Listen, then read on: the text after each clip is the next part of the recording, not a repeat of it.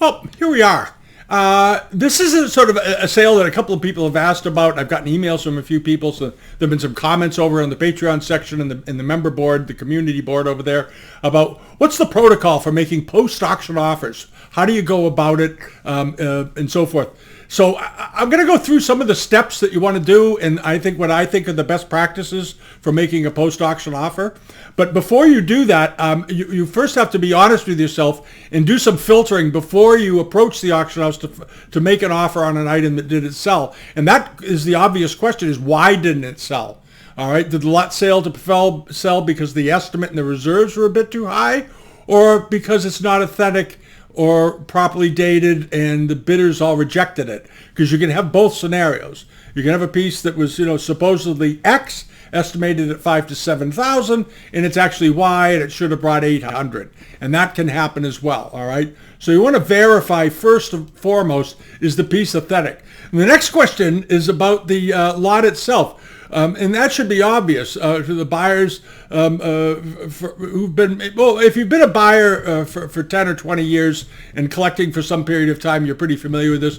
But if you're fairly new to collecting and you've only been at it for 5 or 6 years, you want to check the things carefully yourself and validate the authenticity of the piece, obviously, before you make the offer. Because once you make the offer and you get it, you can't send it back when you get it later, and you get it and you're disappointed. Items to auction houses is a general rule, 99% of the time, are not returnable. All right, it's not like buying something at Macy's where you can bring it back after a couple of days because you're not happy with it. All right, and also keep in mind that very few auction houses have in-house experts for Asian art in particular.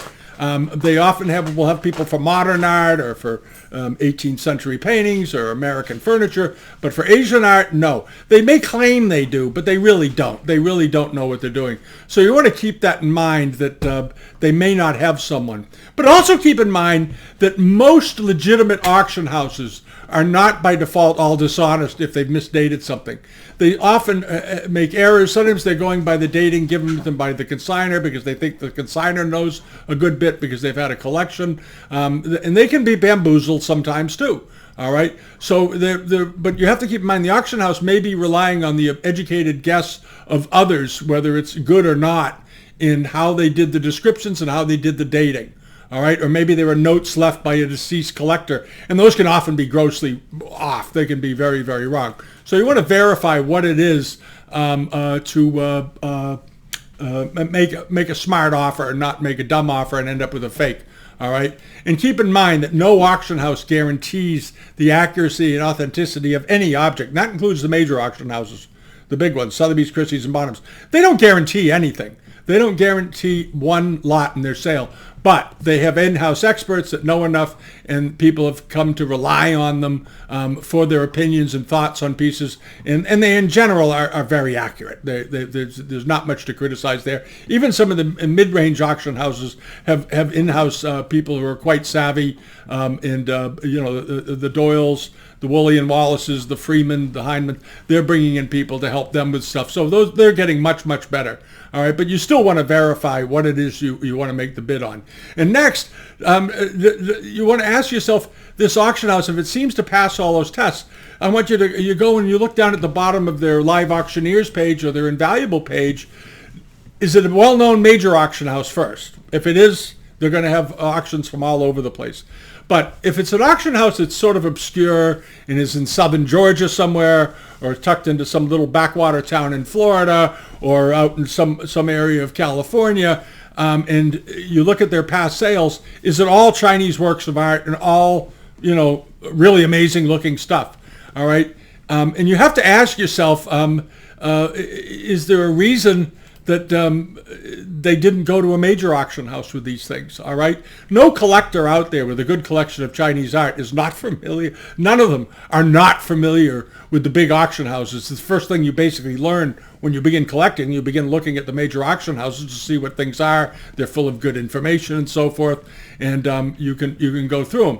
But when you have an auction house that sells massive quantities of extremely rare looking things with, wild dates from the Ming Dynasty and the Yuan period and the Qinlong era, and they seem to be selling for bargain basement prices, you should probably run for your life, because these people are selling fakes, and they're selling mostly fakes back to China. That's their business model. All right, and you have to ask yourself, well, how come they didn't go to a major auction house with these? Well, it wasn't in a major auction house or one of the more well-regarded auction houses, because it's a fake. Now, that doesn't mean great things don't turn up sometimes at rural country sales. So do the mom and pop auctioneers. Every once in a while, get into something that's absolutely amazing, and it does happen. All right, and you need to learn how to filter that about which auction houses are good, which auction houses are bad. All right. And these collectors, as I said before, all are well aware of the big auctioneers. So if they're saying, oh well, they just really like the auctioneer and they gave them, what should be worth millions and millions and millions of dollars of art, I think you're being lied to. Okay, most of the time. All right, and the next thing you can do also is if you subscribe to the global member pages on Bitamount, or you belong to the Patreon page, you can go look at the report card. All right, and if the auction house is a D or an F rating, forget making an offer. You're 99% likely zeroing in on a really bad fake. All right, so just forget it, walk away, don't get involved, because no matter how good it looks, it's very unlikely to be authentic. Very, very unlikely. And some of the copies, as we've seen many, many times, are extremely convincing. So you want to keep that in mind. And no matter how good it looks online, you really want to double check and triple check before you make that offer. And if the auction house is a B or higher rating and you call them, the chances are you'll get somebody that knows what they're doing and give you some pretty good thoughts and so forth. All right. So always keep that in mind, but also learn to read between the lines. All right. So you'll know when to take a pass on it, and you'll know when to go ahead with it. All right. And that's really sort of the basics. So you just have to verify that you're getting ready to make a good post-auction offer on something that's real. All right, that's all there is to it. Now let's move on to the post-auction offer itself. All right, for lots that fail to meet the reserve or the minimum selling price set by the consignor or the auction house. Sometimes the estate lawyer sets it. Sometimes it's set by a family member, maybe has an emotional connection to it, so maybe the reserve is a bit too high. Sometimes the collector was misinformed about the age of the piece. That can also be true. All right, but assuming you've gone through all the logic checks and you're comfortable with the piece, the first step is look at similar and previous auctions of things that have sold that are like it, but through reputable auction houses. And what did they bring? All right. If something routinely always sells for $4,000 to $6,000, and it was estimated at $6,000 to $8,000, and it didn't sell, the chances of buying it much below $4,000, which is the sort of the low range of what they've sold for in the past, is a little difficult. And I'm not saying don't try it, but you want to have an intelligent range that you know that these pieces sell for. The item of this type, of this age, of this shape and size and all this and condition, this is what they sell for, and is what you're contemplating within that range. And if it is within that range, or you think you would be willing to pay within that range, I think you're all set and you're good to go. All right. And so forth. So you want to keep in mind to keep everything reasonable based on other results. And if all of this is yes, then contact the auction house. In general, I don't recommend ever making an actual offer via messaging or by emails. Emails are horribly, and messaging are horribly impersonal. I think it's a horrible way to do business. If you see something you like, you can contact the auction house by email and say, I'm interested in lot so-and-so. It didn't sell. Is it still available? Yes, no, let me know, please. And if they answer yes, you may have a message from the auction house, maybe with the name of the person on it. Get their phone number. They're always published, and call them. Get them on the phone and talk to them. There's no harm in making a phone call to talk to someone. And very often, you're going to find the people working at auction houses are really nice people. All right. And the auction house, may say, what's your offer? And they reply, yes, it's available. What would you pay for it? Still call them. All right. Don't do it by text and email. You want to get in there. And the reason is you want to learn a little bit more before you make your offer. All right. In general, nearly always you're better off speaking to someone and building a line of communication through verbal talk, not by text. Text is cold and different and doesn't convey any feelings or thoughts. Other than just the words you're typing. There's something very important about human communication. Oh, I think we have company. At any rate, and especially for more expensive items, all right, you want to look at things that are 4, 5, 6,000, 10,000. Before you make an offer, you want to talk to the auctioneer and say, this is what I'm interested in. You want to find out from them, is it part of an estate? Is it just a one piece that was thrown in by some random picker or collector that just threw it in the auction? Or is it part of an estate? Is it a life estate? Is it somebody who's downsizing and needs to clear out of his collection in order to go on to the rest of their life, and they want to get rid of things? If it's an estate sale, they may have a time problem. Generally, the IRS gives you 12 or so months to clean up an estate. The auction, often the auction of contents of property in estates don't happen until the last couple of months of that 12-month period. So if the auction happens in the 11th month, the auctioneer doesn't have time to run another auction and try to resell that piece. So you stand a very good chance of possibly getting a very good deal on it, because they really need to close it out. And they may be willing to sacrifice it a little bit if the rest of the sale is done very, very, very well. All right, and these are the kind of things you can only learn through conversation, because if you go about it in a humble, polite way with people, they often will tell you things as much as they can in order to encourage your further interest in the item, because they want you to buy it. All right, keep that in mind. And you want to find out, is there a lawyer, an estate involved? All those little bits of information will guide you to a number that stands a better chance of being accepted by the auctioneer.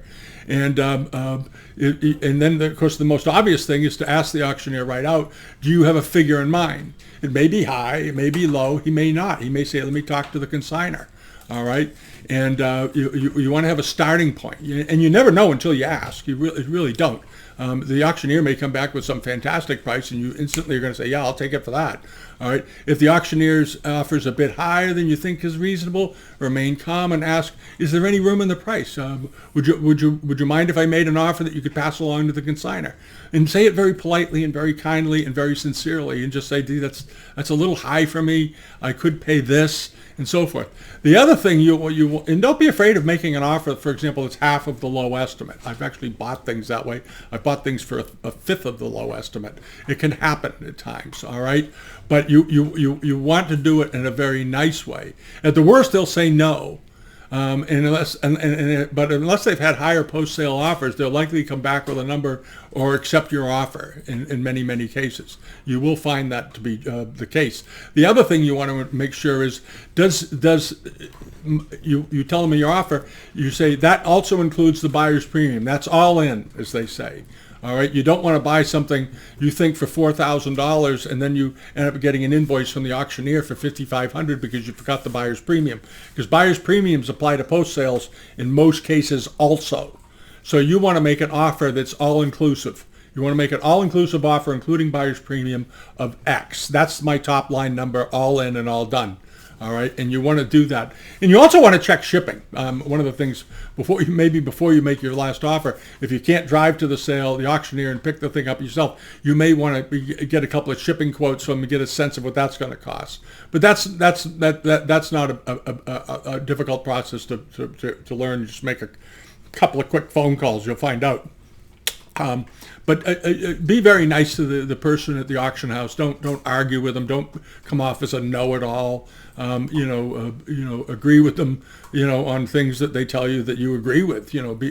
Create a back and forth, a pleasant back and forth, and they want you as a customer. Auctioneers like to have personal connections with buyers because they know you're likely to come back again, and they also want you to buy from them because they know you're also likely to go back from them. And a lot of dealers and some collectors spend most of their time making post-auction offers on unsold lots. That's how they build their collections. There was a famous American furniture guy in Connecticut named Wayne Pratt, who used to make a lot of his best deals was going around.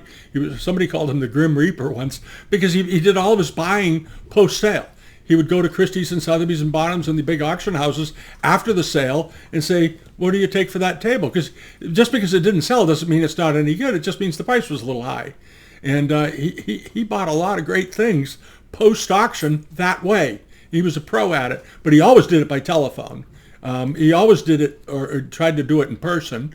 And he was well known to the auction house, of course, because he'd been at it for so long, and they wanted to do business with him. And he was their cleanup guy. He could come in and buy up the pieces that hadn't sold, which makes them look good to the consignor because or the estate or the attorney, the executor or whoever, because they got it all done. All right. So all those things you want to keep in mind. All right, when you're making a post-auction offer, you want to talk to the auction house. You want to feel them out on the background of the piece. When was it bought? When was it collected? Where's it been? Has it ever been exhibited anywhere that you're aware of? And very often you'll find out things that were not in the listing about the object that you may find absolutely fascinating. You may find out more about the consignor, how they acquired it, where they acquired it. Did it come down in the family? Auction houses, for some reason, don't always include that stuff. Often you'll see a listing, and you've seen them where there's no information at all about the piece, just the piece and the prices and all the basic statistics, but no history at all. And you may find some really interesting history to go with it, which is a value-added situation. You're never going to get that kind of information by doing it in emails and text messages. Call the auction house, have a pleasant conversation with them, know what you're willing to buy a piece for, and be ready to say yes. Do not be a tire kicker. If they come back with a number that you have already in your mind, you say, yep, that's fine, I'll take it. And then either give them your credit card, do a wire transfer, or overnight them a check. But guarantee them, let them know they're getting paid right away and that you appreciate it, and then you're all set. All right? So that's how you do it. It's sort of common sense, basic manners. Be dignified about what you're doing. Don't look to get in an argument with them. You're not going to be able to lecture them into giving you a better deal. Auctioneers have been around a long time, and some of them have very thick hides. And if you upset one, he's just going to hang up on you because you're not that big of a deal to him, frankly. But if you're kind and polite and are genuinely interested, you will be surprised at how often you're successful. And that's all I can tell you. All right. So make the calls, do your homework, make an offer, and see how you do. All right. Have a good week, and thanks for watching. Bye-bye.